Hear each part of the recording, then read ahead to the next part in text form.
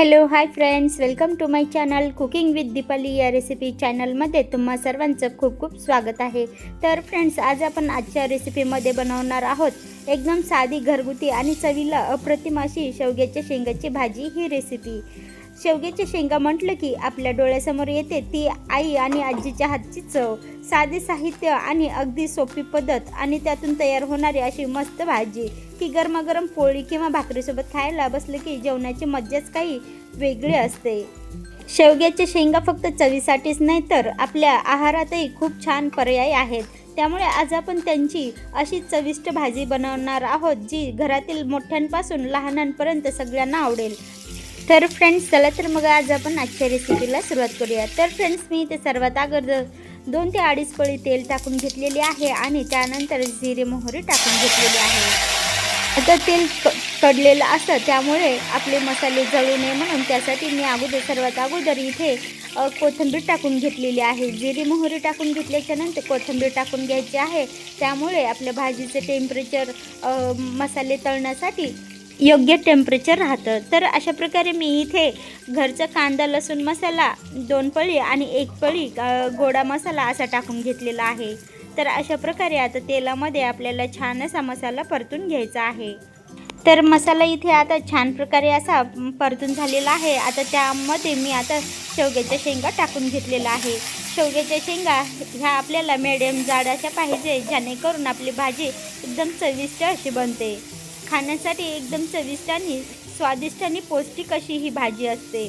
तर फ्रेंड्स, अशा प्रकारे आता मी छान असं मसाल्यामध्ये शेंगा परतून घेत आहे, जेणेकरून मसाल्याचा सर्व फ्लेवर त्या शेंगांमध्ये जाईल आणि त्यामुळे आपल्या शेंगाची भाजी एकदम चविष्ट आणि एकदम स्वादिष्ट अशी लागते। तर अशा प्रकारे मी 1 ते 2 मिनिट मीडियम गॅसवरती शेंगा छान अशा परतून घेतलेल्या आहे आणि त्यानंतर मी इथे मीठ टाकून घेतले आहे। आता शेंगा छान असं मिक्स करून घेतले आणि एका बाजूला आपल्याला जेव्हा आपण शेंगा बनवतो त्यावेळेस आपल्याला 2 कांदे भाजून घ्यायचे आहेत।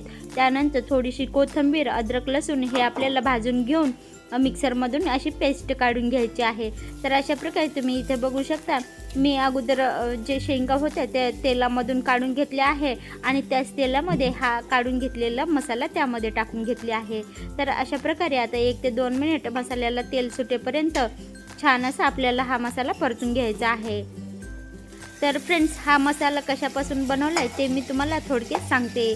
2 मीडियम साईजचे कांदे भाजून काळे असे भाजून घेतले आहेत आणि 5 ते 6 हिरवी मिरची घेतली आहे आणि अर्धा इंच अद्रक आणि थोडंसं लसूण हे सगळं मी भाजून घेतले आणि त्याची एकत्र पेस्ट करून घेतली आहे। आणि ती पेस्ट आता मी ज्या शेंगा आपण शेवग्याच्या शेंगा तेलामध्ये परतवल्या होत्या त्या बाजूला काढून घ्यायच्या आणि ती पेस्ट ह्यामध्ये टाकून घ्यायची आहे। तर अशा प्रकारे तुम्ही इथे बघू शकता, छान अशी पेस्ट मस्त तेल सोडायला लागल्याच्या नंतर इथे आपल्याला तळून घेतलेल्या शेंगा ह्या मसाल्यामध्ये टाकून घ्यायच्या आहेत। तर अशा प्रकारे आता मी ह्या शेंगा सर्व ह्यामध्ये टाकून घेतली आहे।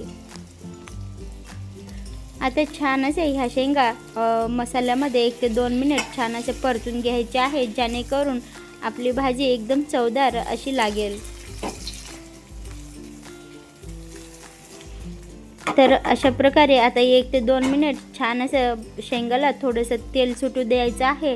त्यानंतर तर फ्रेंड्स, अशा प्रकारे मी इथे हरभऱ्याची एका बाजूला डाळ भाजून घेतली होती आणि ती भाजलेली डाळ मी मिक्सरमधून काढून घेतली आहे। थोडंसं पाणी टाकून मिक्सरमधून काढून घेतल्याच्या नंतर आता शेंगा छान असे परतून झाल्याच्या नंतर आपल्या ते डाळीचं पाणी ह्यामध्ये टाकून घ्यायचं आहे, जेणेकरून आपली शेंगाची भाजी अळसट म्हणजे थोडीशी घट्ट अशी होते। तर अशा प्रकारे मी हरभऱ्याची भाजून घेतलेली डाळ मिक्सरमधून काढून घेतले आणि छान अशी पेस्ट करून ह्यामध्ये टाकून घेतली आहे। तर अशा प्रकारे आपल्याला सर्व शेंगा ह्यामध्ये खालीवर करून मिक्स करून घ्यायच्या आहेत।